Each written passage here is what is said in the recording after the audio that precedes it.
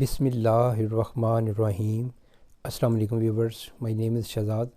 اور ویورز، آج ہم اپنے انگلش بول چال کا سبق نمبر 572 سٹارٹ کر رہے ہیں، جس کے ہر ویڈیو میں روزمرہ استعمال کے 5 فقرے شامل ہوتے ہیں جو کہ سادہ مگر کارآمد ہوتی ہیں۔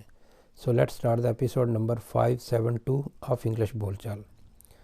ویورس، آج کا سینٹینس نمبر 1 اور اوورال سینٹینس نمبر 4171۔ مجھے ان میں سے کوئی بھی کتاب پسند نہیں ہے۔ مجھے ان میں سے کوئی بھی کتاب پسند نہیں ہے۔ I don't like either of these books۔ either بھی بول سکتے ہیں، I don't like either of these books۔ مجھے ان میں سے کوئی کتاب بھی پسند نہیں ہے۔ نیکسٹ ہے جی سینٹینس نمبر ہمارا 2۔ وہ سخت محنت کے باوجود امتحان پاس نہ کر سکا۔ یعنی محنت کی، اس کو ہم بیلڈا ہی بولیں گے کہ سخت محنت کے باوجود امتحان نہیں پاس کر سکا۔ He could not pass the exam although he worked hard۔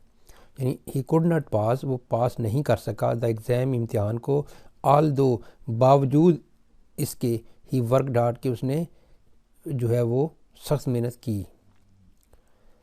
یعنی وہ سخت محنت کے باوجود امتحان پاس نہ کر سکا۔ He couldn't pass the exam although he worked hard۔ Next ہے جی سینٹینس نمبر 3۔ وہ گھر جس میں میں نے اپنا بچپن گزارا وہ اب ایک اسکول ہے۔ وہ اسکول جس میں میں نے اپنی ابتدائی تعلیم حاصل کی اب ایک یونیورسٹی ہے۔ وہ اسکول جس میں میں نے اپنی میٹریکولیشن کی اب ایک ٹیکنیکل انسٹیٹیوٹ بن گیا ہوا ہے۔ The house where I spent my childhood is now a school۔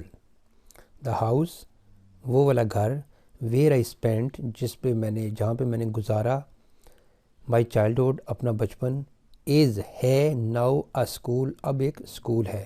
The house where I spent my childhood is now a school۔ Next ہے جی سینٹینس نمبر ہمارا 4۔ وہ مجھ سے سوال پہ سوال کرتا رہتا ہے۔ مجھ سے سوال پہ سوال کرتا رہتا ہے۔ He keeps on asking me question after question۔ آن نہ بھی لگائیں تو گزارا ہو جائے گا۔ He keeps asking me question after question، لگا لیں تو بھی ٹھیک ہے۔ He keeps on asking me